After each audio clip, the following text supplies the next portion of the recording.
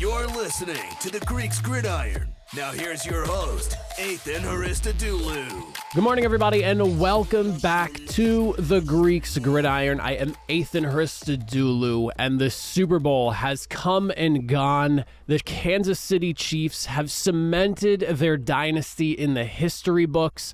There is plenty to look at and discuss, so I invite you all to comment down below. Let me hear your thoughts, your takeaways from the big game. Let me hear how your bets went, if you placed any. Listen, I've got to say, just right off the bat, this was probably one of the better Super Bowls we've seen in recent memory, and I'll dive into the reasons for that as to why, but just like my hot take immediate reaction coming out of that game was that Super Bowl belongs within the conversation of top 10, probably even top 5 Super Bowls for a lot of really good reasons. And again, we will dive into all that, but that's just kind of a quick hot takeaway. But comment down below. I want to hear from you all, but let's dive in. So, of course, the Chiefs, 25-22 in overtime, damn near needing a second quarter to finish things off in overtime. We got 5 full quarters of Super Bowl action, and not a single second of it really disappointed here.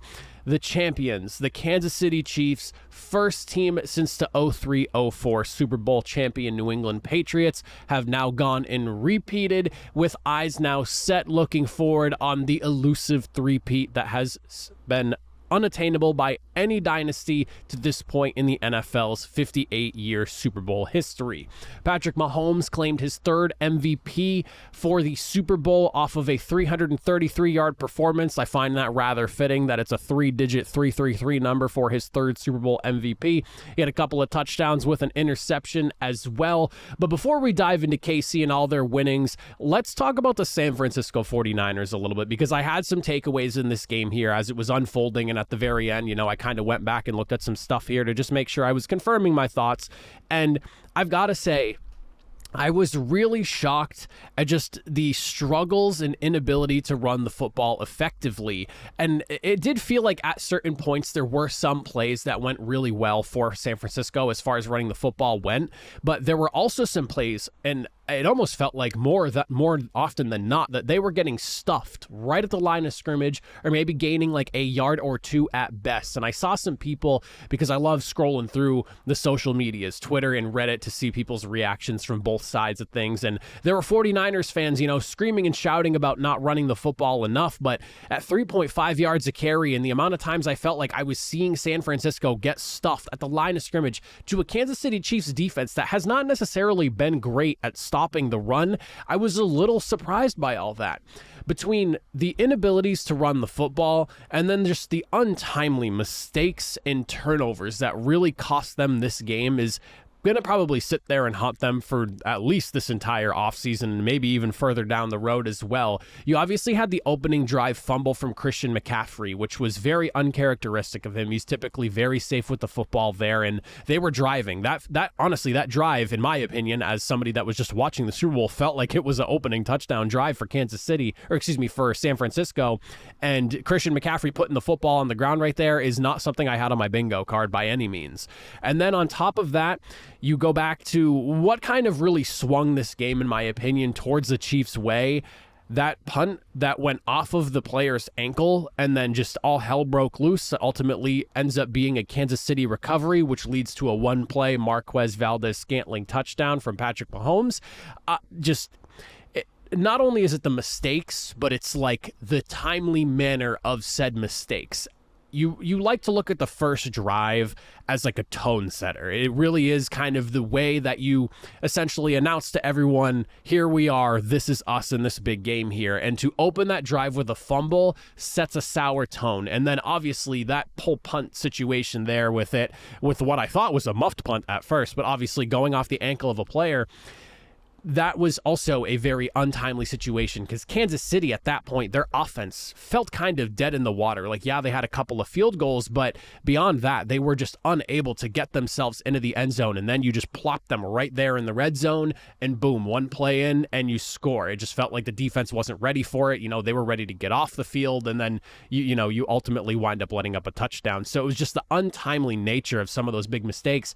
And then one thing that I do think is something you have to look at here, and I don't want to I don't want to harp on him because Jake Moody had himself a phenomenal performance in this game. A rookie kicker to come in and initially set the Super Bowl record for longest field goal. He also banged in, I think, a 53-yarder as well. The guy was absolute nails, but the PAT that got blocked was a bit of an ugly kick. It was low, it was more of a line drive, and it led to a blocked PAT, 1 point less on the board, which winds up being the difference maker in this game, either ending at the end of regulation with the Chiefs not being able to score a touchdown, or ultimately a field goal isn't being enough. So, I mean, it was one of those things where you look at that missed PAT as it sucks because, again, Jake Moody had himself a game, and both these kickers did altogether, but that is something that is going to sit in the back of this team's mind for quite some time.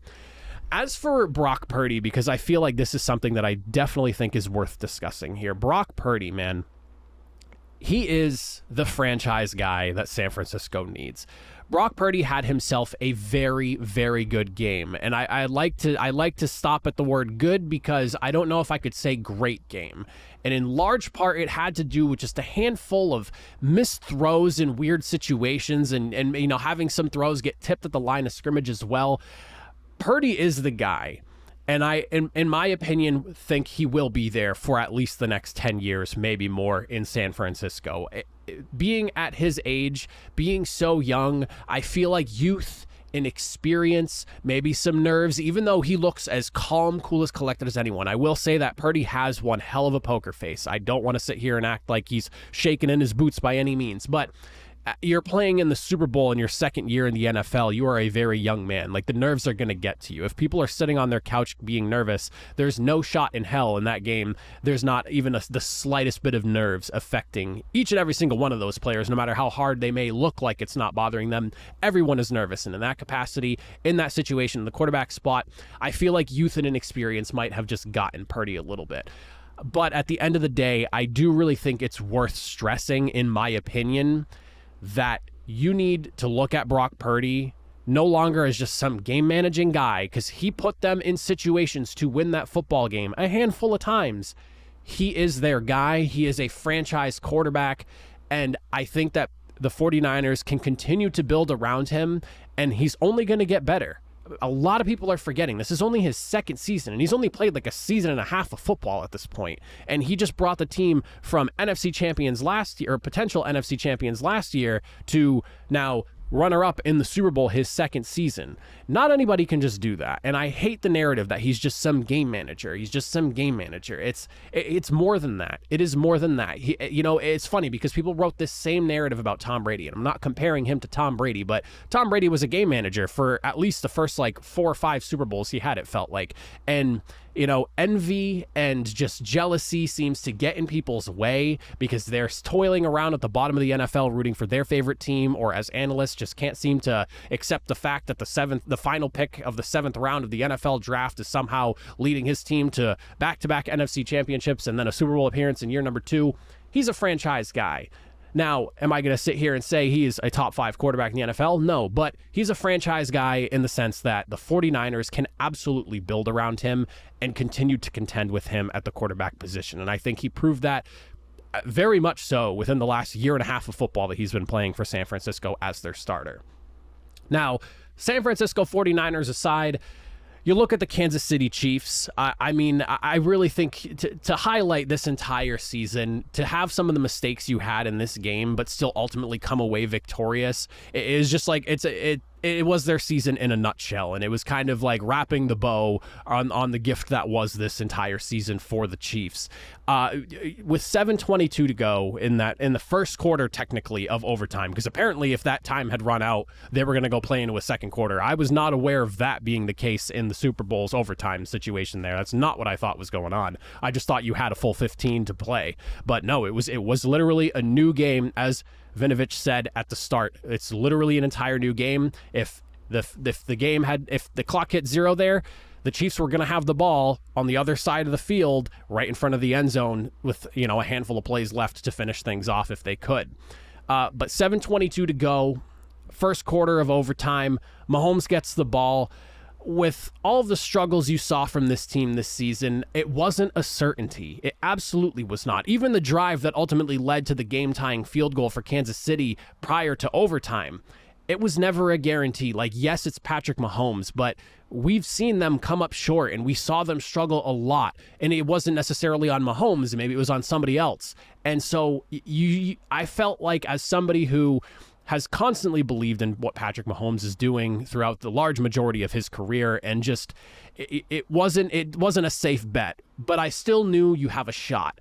That 4th and 1 8-yard read option, unbelievable, completely fooled the 49ers defense. They were not ready for it. The 3rd and 1 19-yard scramble, that was like the haymaker before the knockout punch. Like super stiff body blow that ultimately knocks the 49ers over, and then the touchdown to Mecole Hardman. Beautiful play call with the way that whole thing was set up there. The motion inside, and then to bring it back to the outside. The DB obviously fell for the motion. Travis Kelce was able to catch the block. It was a beautiful play call, and obviously that one being the full knockout right hook right to the jaw to ultimately put the game away and help the Kansas City Chiefs win. I think Mahomes to Mecole Hardman is such a poetic way for that Super Bowl to have ended as well. For somebody who was let go, and during his time in Kansas City prior, like especially when Tyreek Hill left, a lot of people looked at him as like, okay, he's going to be like that speedster guy that's going to have to replace Tyreek Hill. And ultimately that didn't end up being the case.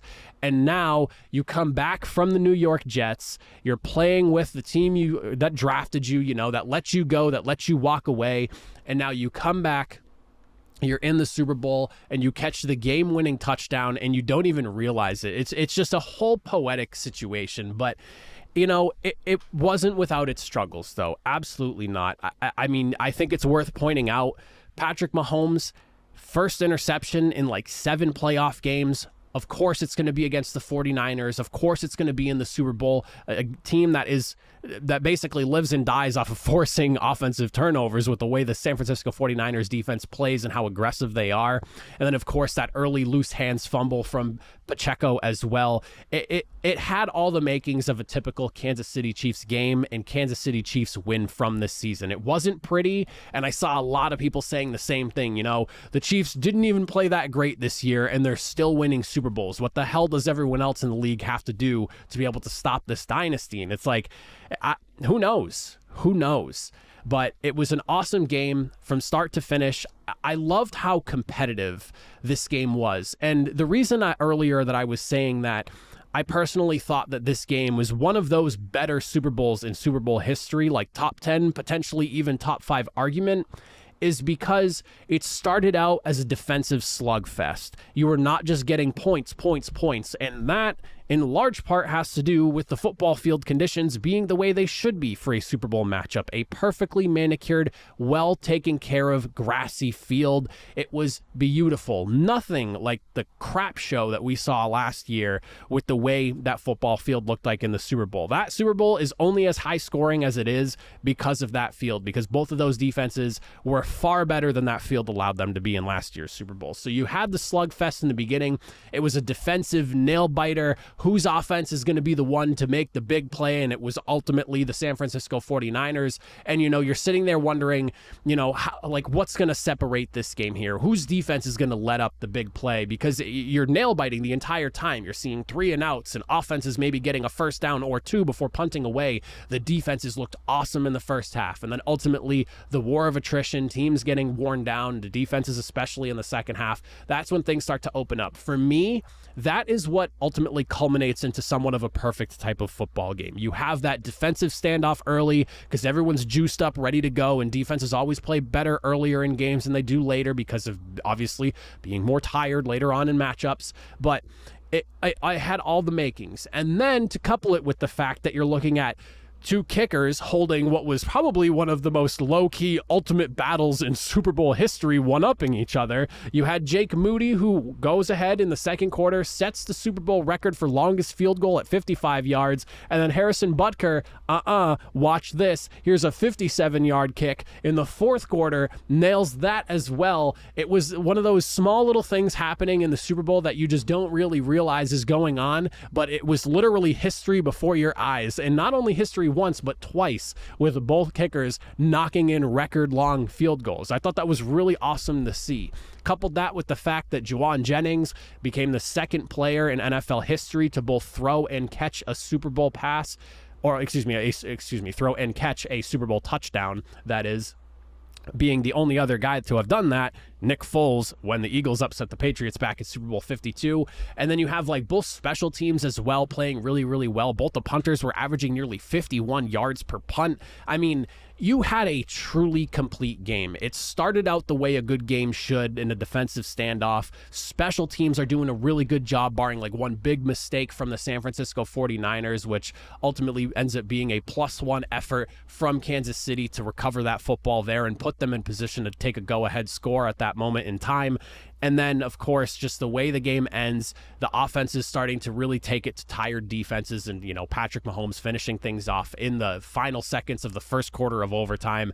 I mean, this game truly had it all. Whether you're a Chiefs fan or a 49ers fan, I know you can be upset if you're a 49ers fan hoping for a win, but I don't think you walk away from that game disappointed in the sense that your team didn't show up and play their absolute damn best. Like, yes, there's things you can take away that you wish the team did better or maybe opted to do more of, but ultimately the 49ers came in and they fought to the very end, but you fell to a team that is cementing their legacy as a dynasty in the NFL history books, and you can't really be that mad. Maybe you can be a few days from now, but that game from start to finish was an awesome watch, and I don't think at any point you really felt like any team was surely going to win that matchup. And I think that's what makes great Super Bowls, and why Super Bowl 58 down the road, when you look back at it, you'll go, man, that was one hell of a game. Because even when the offenses weren't necessarily looking as great as they could, it's because the defenses were doing their thing, and those kickers, man, were kicking their asses off, doing their best to keep their teams within that matchup. But it was a fun game to watch. We're now looking at back-to-back champions for the first time since the 03-04 Patriots. Looking for a three-peat, I would assume. If there's one more thing that Mahomes wants to add to his legacy in his very young career, it's got to be the first team to three-peat Super Bowl championships. You got to get to 2, and that's one of the most difficult things to do in sports. Now you have the opportunity with a very young team. You're not really losing a lot this offseason, and you look to triple run it back and see if you can get the job done. I'm really looking forward to next season. I got all kinds of coverage I'm doing with you guys all off season long, so make sure you're subscribed and all that. I appreciate all the love and support I've gotten from everyone during the NFL season this year. The channel has absolutely blown up, and I had no expectations of being where I am right now as far as viewership and subscribers wise, so I want you all to know I greatly appreciate it, and I thank you all so much. I love doing this. It was never supposed to be what it is right now, at least. I mean, this was supposed to be a portfolio thing for me to just kind of roll into showing some place that I can do this in front of a microphone or on camera. But here I am now, day in and day out, grinding out stuff to discuss with you all. So again, I cannot thank you all enough. Free agency stuff's already rolling. I'm sure some of you have seen that. Draft coverage is going to be happening. I do the UFL as well. So if you're a spring football person, I'll be here all spring football talking that. But that is it for me, my Super Bowl recap. I greatly appreciate you all for hanging around. I will hope to see you all next time. Have a good one.